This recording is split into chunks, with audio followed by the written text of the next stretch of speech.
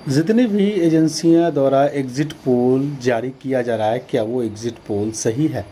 आखिर exit poll का आंकड़ा कैसे तैयार होता है? Welcome to fantastic rupees page, बने रहे हमारे साथ। हम बात करेंगे एग्ज़िट पोल पे।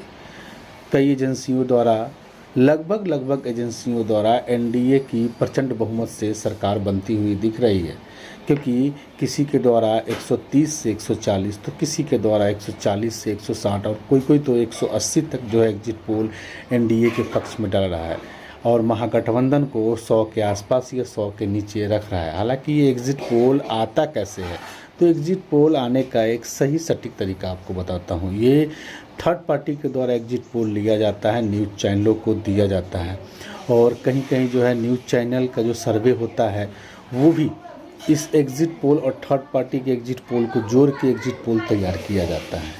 अब ये कैसे तैयार होता है एग्जिट पोल?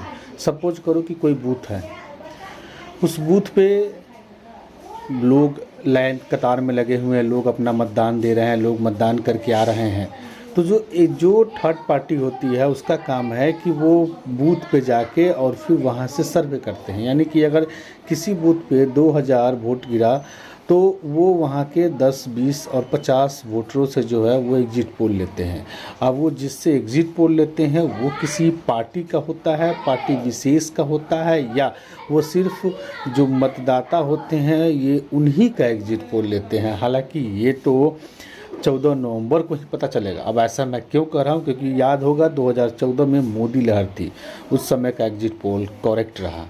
उसके बाद फिर 2019 में जो मतदान हुआ था, लोकसभा चुनाव हुआ था, उसमें एग्जिट पोल एनडीए को जो है 300, साढ़े 300 प्लस और 400 प्लस की जो है बहुमत दे रही थी। हालांकि वो एग्जिट पोल बिल्कुल गलत रहा और हाल में ही जो है ममता बनर्जी की सरकार बनने को लेकर जो एग्जिट पोल तय हुआ था, उस एग्जिट पोल में सभी न्यूज़ चैनलों द्वारा और सभी एजेंसियों द्वारा ये बताया गया था कि ममता बनर्जी इस बार सरकार नहीं बनाएगी। लेकिन एग्जिट पोल गलत साबित हुआ और ममता बनर्जी ने प्रचंड बहुमत से जो है सरकार बना ली। तो ऐसा नहीं कह सकते हैं कि एग्जिट पोल ही सही हो।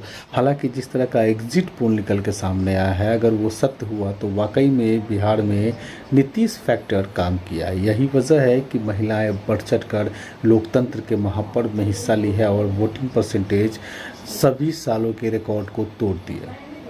अब तो 14 नवंबर को ही पता चलेगा कि अब बिहार में किसकी सरकार बन रही है। क्या एग्जिट पोल का जो अनुमान है वो सही है या एग्जिट पोल के ठीक विपरीत परिणाम आएंगे।